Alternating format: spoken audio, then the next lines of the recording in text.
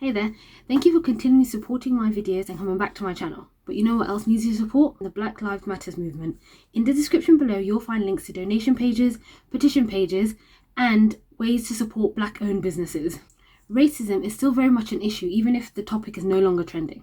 Thank you so much, and now back to your normal video.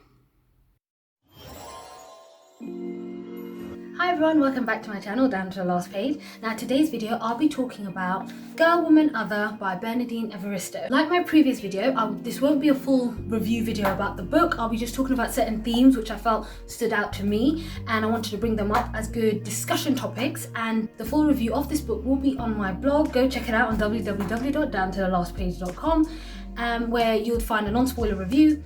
And just a quick disclaimer warning, all opinions are my own. It's just good discussion topics and certain themes which I thought stood out to me. Now first and foremost, I absolutely loved Girl, Woman, Other. It was such a fascinating read. It touched upon so many different things. There were so many different things to highlight in this anthology of amazing, strong women Bernadine had written about. It just had so many interesting stories and livelihoods, and the three themes that I picked out from all of this was perception and false perception, acceptance, and motherhood. What I meant by the first theme of perception and false perception is that, like I literally said before, this book was extraordinary in terms of being able to lay out different versions of the Black female. I mean, what is the Black female? And we had different versions within every story, every person, every experience that Bernadine had written about. And a lot of these different versions are definitely not spoken about enough and not given the appreciation that they need, or at least to be brought up in discussion topics.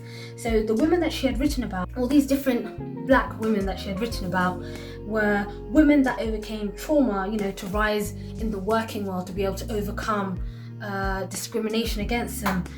Women who are selfish and believe because of their position in the family have certain entitlement. And obviously women who, despite knowing what it means to be Black, defy expectations and make the sacrifices for their family. And overall, women, Black women who are human. She wrote these very flawed characters. They each in their own had flawed experiences, like I said, help redefine the perception of what it is to be a Black female, capable of making mistakes. They were there fighting for their equal rights, and above all, defying the expectation people have of them. So that's what I did like. A lot of the women here, or a lot of the, say, backgrounds we did get to experience, didn't go down certain routes we thought they would, didn't end up becoming certain things we thought they would become. And it was so interesting to be able to delve into each and every one, and each and every one had a different story to tell. Some of them I felt I was rooting for, some of them I did honestly feel like I was despising. Again, breaking that perception, having this false pretense of thinking a Black woman should be just one thing and not having to restrict her to a box, which was really exciting and actually quite refreshing to be able to read for once. The other theme that I wanted to pick up on was motherhood. A lot of the women, if not all of them, did experience motherhood within their stories, and all the different mothers were literally, I would say, had one thing or another to fight, whether it was internal demons, whether it was outside prejudice, whether it was even their own partners.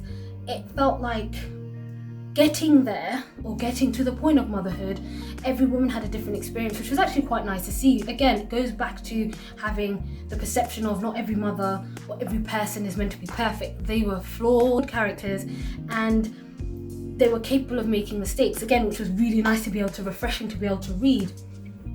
Some of the actions they took, some of the scenarios they had to deal with, made you realize, especially reading from one character's mother to another, knowing that this person had a different upbringing or had to go through a certain thing.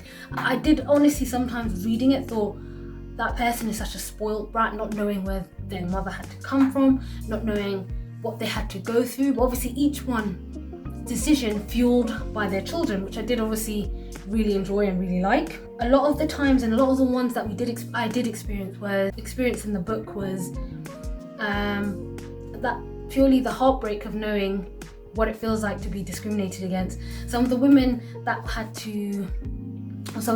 were from an older time which had to deal with the prejudice and discrimination that they had to feel, and obviously how that affected their kids and how they ended up not just defying their kids' lives, but how they went to act with their child.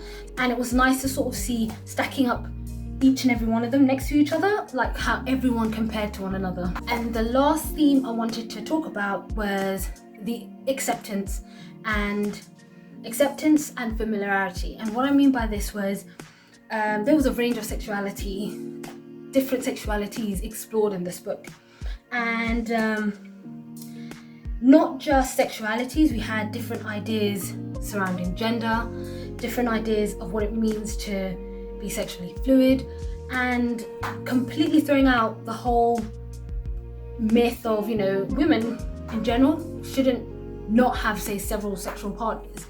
So one thing I did like was this sort of, say, polygamous relationships and some of the characters that they had, or experimentation, is not spoken about enough within the Black community. It's something that needs to be addressed. It's something that definitely exists.